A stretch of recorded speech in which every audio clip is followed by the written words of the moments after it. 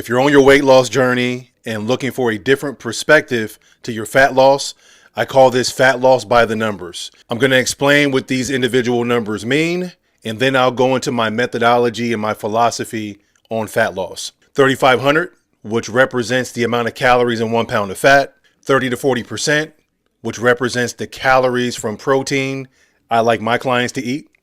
20 grams, which represents grams of fiber. 8,000 to 10,000, which represents daily steps. 40 grams, which represents eating under 40 grams of sugar per day. 15, which represents the number of reps in an exercise to where when you average that, it's time to increase the weight. 15 grams, which represents saturated fat, aka the bad fat. And then minus 500, which represents the calorie deficit of the amount of calories you're going to reduce from your maintenance. So let's start with 3,500 calories. This number is important because this reminds me, and also I remind my clients, is going to take time to lose fat, not just weight. You don't just burn off 3,500 calories quickly.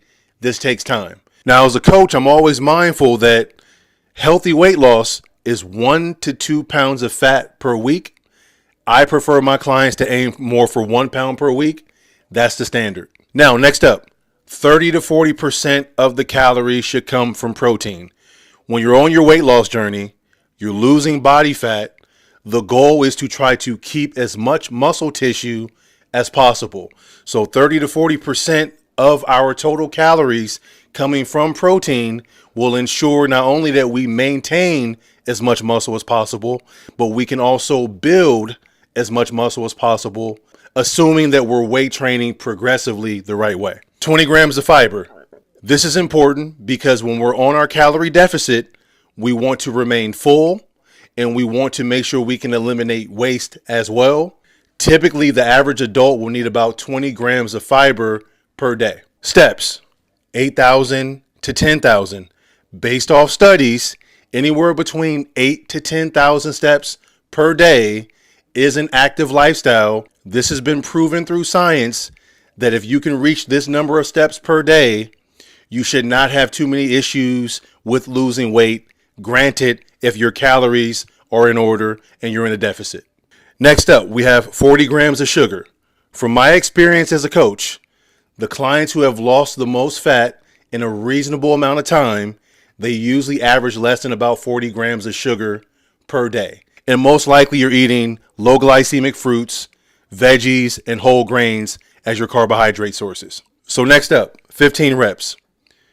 In my system, when a client averages 15 reps per set, so for example, if you're doing leg press and first set is 18, second set you did 16, third set you did 14, and you're doing as many reps as you can each set, if you were to average those 3 sets out, if that number is 15 or higher, in my system, it's time to increase the weight. We're talking progressive overload.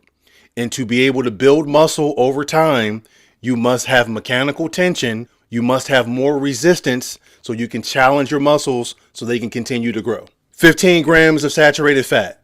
This is the bad fat. So when I look at a client's MyFitnessPal, if they're at or below 15 grams of saturated fat, I know they're eating really clean, minimal fast food, minimal fried food, not as much red meat, not as much whole fat. They're eating relatively clean. And especially if they're a client that might have high cholesterol, having that saturated fat at a low number is going to help contribute to their overall health. And then last but not least, 500 calories, which is usually the deficit that I'll give a client once I figure out their maintenance calories. This is equivalent to a client losing 1 pound of fat per week, because keep in mind, there's 3,500 calories and 1 pound of fat. So this is fat loss by the numbers. As a coach, these are the things I think about. It's a little more analytical and more science-based, but if you've tried everything else and you haven't tried it by the numbers, I'd recommend it.